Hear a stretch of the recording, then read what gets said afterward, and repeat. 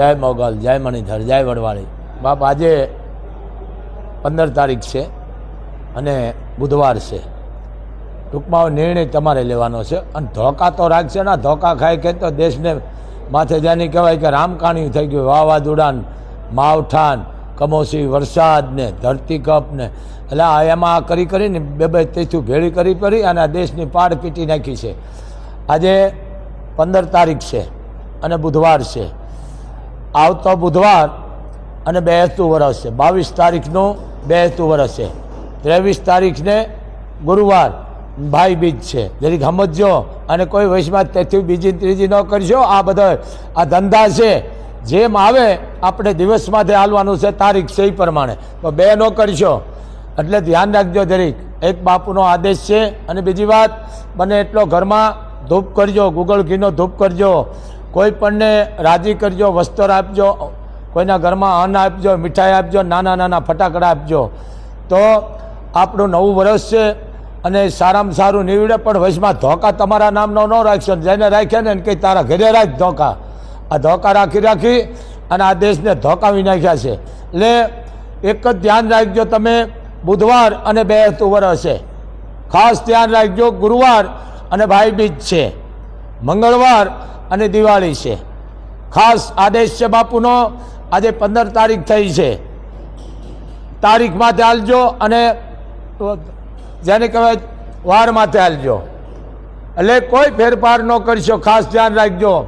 ગુરુવાર અને ભાઈ બીજ છે. બુધવાર અને નવું વર્ષ છે. આ એક બાપુનો આદેશ છે. અને મંગળવારની દિવાળી છે. તો બાપુનો આદેશ છે 18 વર્ષ. આમાં કોઈ ફેરફાર કરશો નહીં. આગા પાછું કરશો ને ધોકા રાખો. એના ઘરે ભલે રાખતા રહીએ અને ધોકા ખાતા રહીએ. એટલે આ વસ્તુ દેશને ધોકાવી નાખ્યો. ધોકા રાખે, કાંઈ નિશાન રાખતા ન હોય. માણસ હારા નિશાન રાખે, કાંઈ નહીં. ધોકા રાખ્યા. ત્રિશુળ રાખો, તરવાર રાખો, મસાલ રાખો, પણ મૂળ શું તમને આવડતું નથી શું રાખો. ધોકો રાખ્યો, એના ના ધોકાવી જ નાખ્યા. એટલે આવા કોઈ ધોકા ન રાખશો. હજી સમજો તમે. આ વધઘટ ન કરો. તથીમાં બપોર પછી હોય ને બધું એક જ છે. દી તો એક જ છે ને. તે દી રાતો સફેદ છે એવું ને, દિવસ એક જ છે. પણ મેન તમે શાળા કરી નાખ્યા છે. એટલે આ કોઈ માનશો નહીં. રાખે એને મુબારક છે, ભલે ધોકા ખાધા રાખતા હોય. પણ તારીખ અને દિવસ છે એ રીતના જ હાલો તમે. એક બાપુનો આદેશ છે. હજી ધ્યાન રાખજો. ખાસ મંગળવાર અને દિવાળી સમજી લેજો. મંગળવાર અને દિવાળી છે. 22 તારીખ અને 82 વર્ષ બુધવારનું, બહુ સારું. અને 23 તારીખ અને ભાઈ બીજ છે ગુરુવારની. એક બાપુનો નવું વર્ષ છે. કોઈ ધોકા બોકાને માનશો ને. ધોકા રાખે એના ઘરે. પણ આપણે ખાસ ધ્યાન રાખવાનું, 22 તારીખને 82 વર્ષ છે. 18 વર્ષ 22 તારીખનું 82 વર્ષ. કોઈ આગુ પાછું ન કરશો.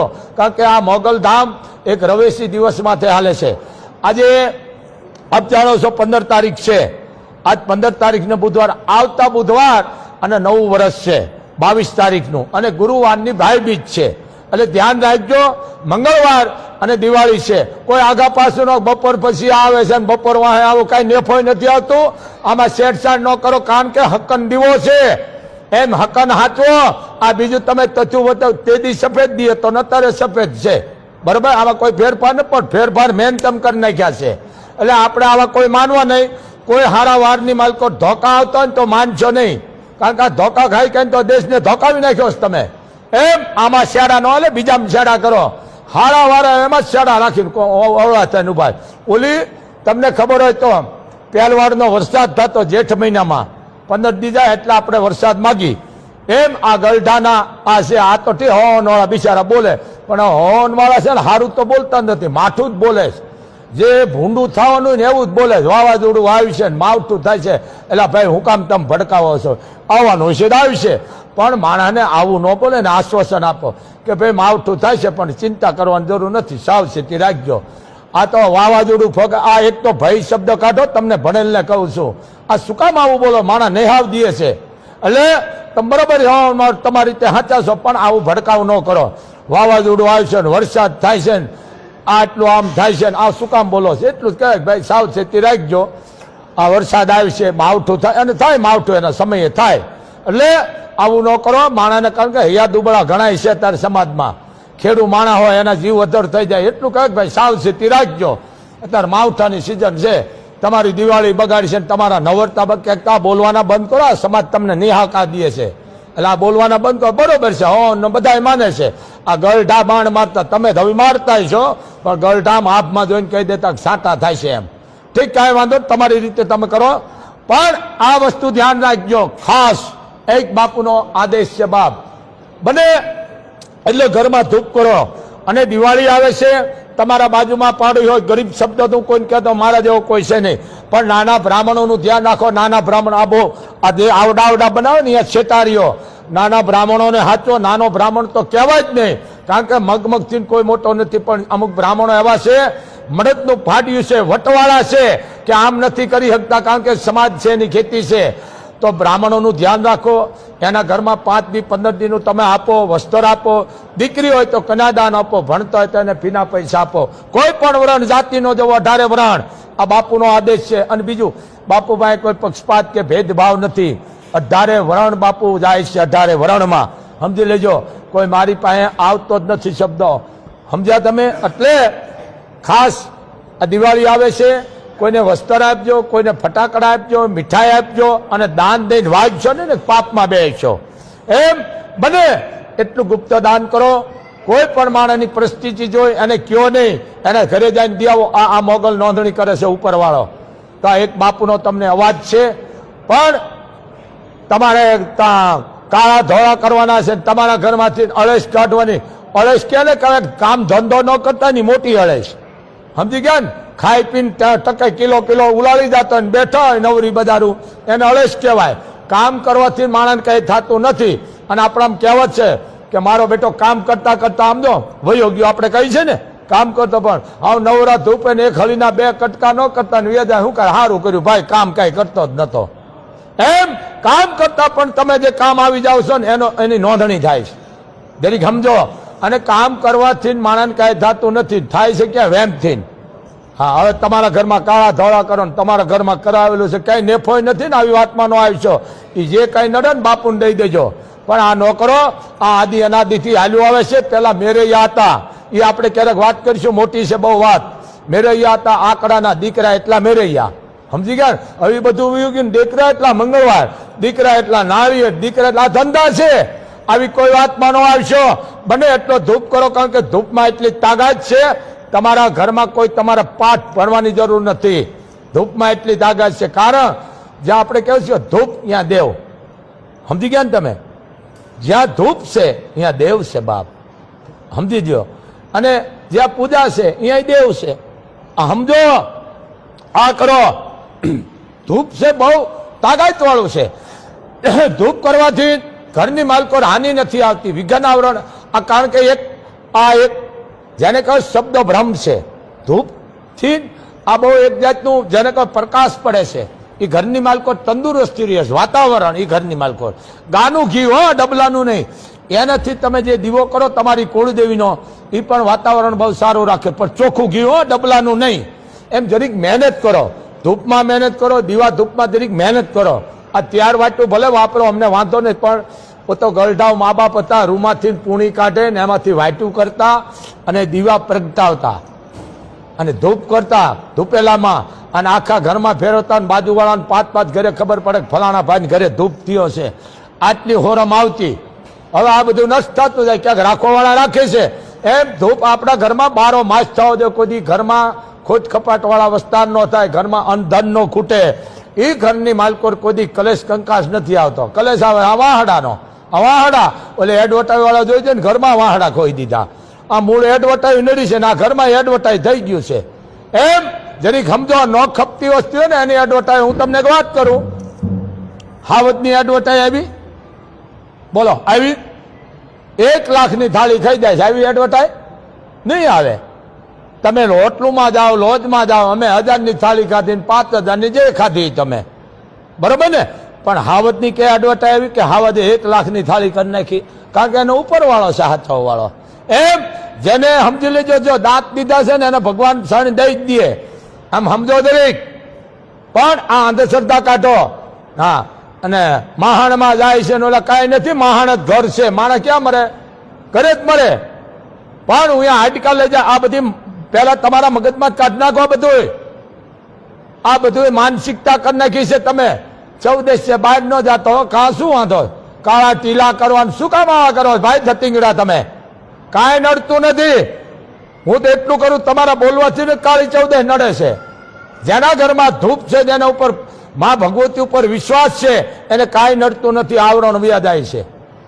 પણ મન તમે તમે મોગલધામે આવો છો, આ તમારી પરીક્ષા કરે છે, સમજી લેજો. પરીક્ષામાં સમજો, તમને નહીં ખબર. આ ભણેલને વધારે કેવું પડે. તમે અહીંયા આવો ને પગે લાગો, પલોઠી વાળી 10 આંગળી 11મું મસ્તક જોડી, અને જો મોબાઈલ તમે બહાર કાઢો વાગતો બહાર કાઢો એટલે તમને પાસ. આ પરીક્ષા કરે છે કે આ લાયક છે કે નહીં. હવે ધામમાં આવો તમે મોગલધામે, મોબાઈલમાં આમાં ઉપાડા લેતા હતા, આ કામ બગાડે છે. કારણ આત્મો છે, પરમાત્મા છે. કોઈ પણ ધામે જાઓ મોબાઈલ કોઈ દી નો કાઢો. આ સખત મનાય છે આ મોગલધામમાં. બોર્ડ મારેલા છે, ટૂંકા વસ્ત્ર પહેરી ન આવું, રૂપિયો મૂકનારને મહાપાપ છે. નામવાળી વસ્તુ નથી સ્વીકારતી. જરીક જોવો તો ખરા. અને આવ્યા નથી કઈ જુઓ ને પાછો મોબાઈલ કાઢે. કોઈ દી નો કઢાય. આ પરીક્ષા છે તમારી પાસ થવાની. હવે બેઠા ને આપણે બહુ સારા પગે લાગે, પણ મોબાઈલમાં સોટો એમનો એ કામ ન થાય. એમ આ વિશ્વાસનું ધામ છે. આ કોઈ ચમત્કાર નથી. આ વડવાળી બેઠી છે. બાપુ કાયમ માટે કે છે આ 1 સેકન્ડ તમે અહીંયા નથી બે તમારી આગળ. શું કામ? તમારું જીવ એમાં નથી, મોબાઈલમાં છે. અરે અમુક દીકરીઓ આવે છે, ભણેલ ગણેલ અધિકારીઓ, એના મોબાઈલ લાખના ગાડીમાં મૂકીને આવે છે. બૂટ સંપલ પણ ગાડીમાં ઉતારીને આવે. તેમ ત્યાં ગાયના માવતરના સંસ્કાર.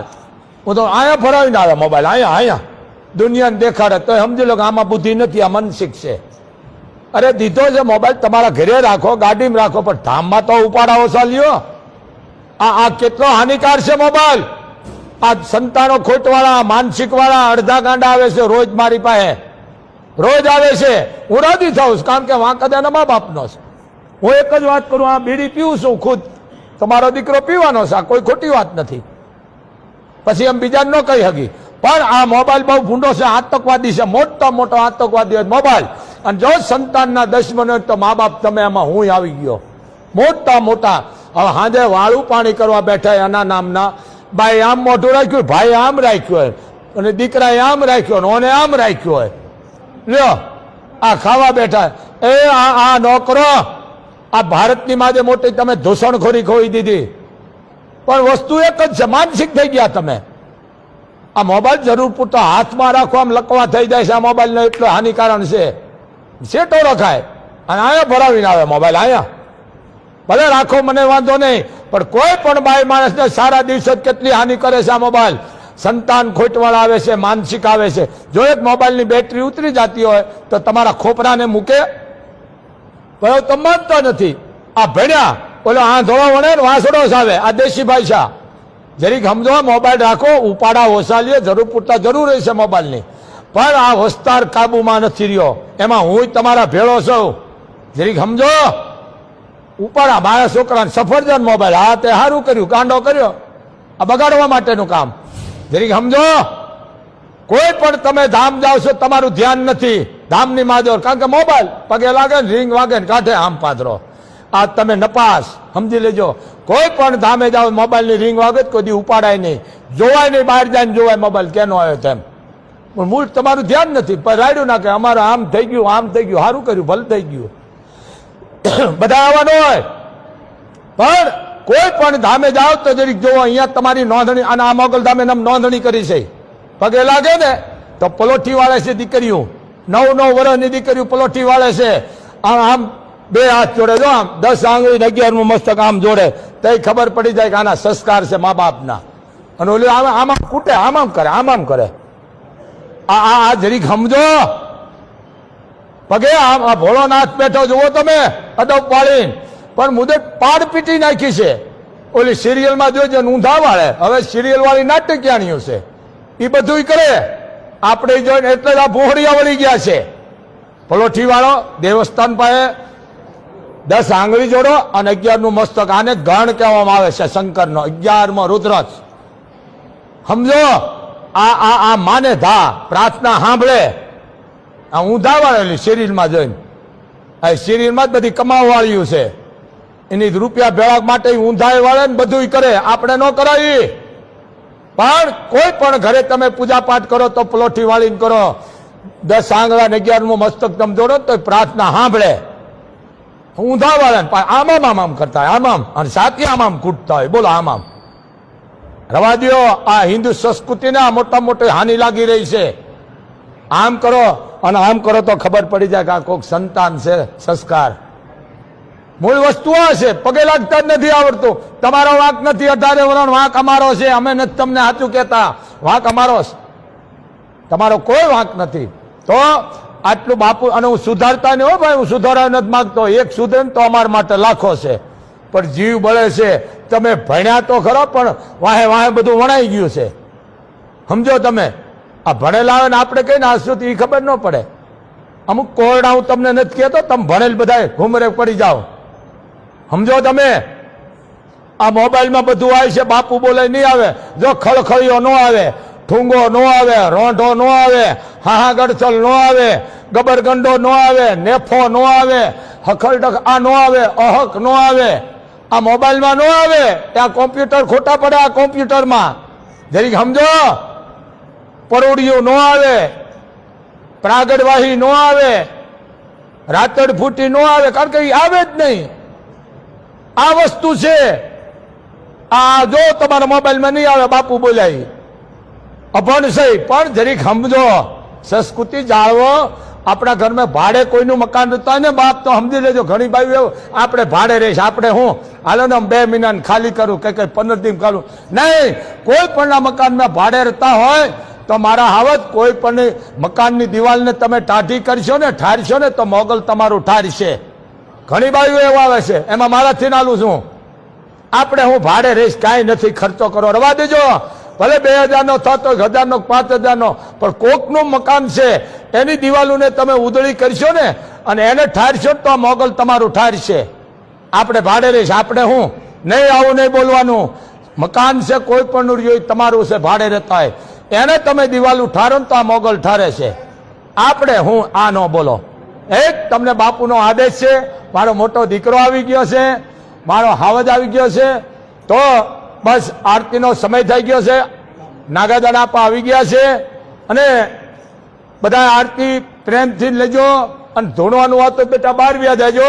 અને બીજી વાત, રૂપિયો મૂકીને આયના ગુનેગાર ન બનશો. રૂપિયો મૂકનારને મહાપાપ છે. તો આ હજી પાછો રિપીર કરું. રિપીર ને ભાઈ શું કહે? હા, રિપીર 22 તારીખ સમજી લેજો. 22 તારીખને 2 વર્ષ, 23 તારીખને ભાઈબીજ, મંગળવાર અને દિવાળી.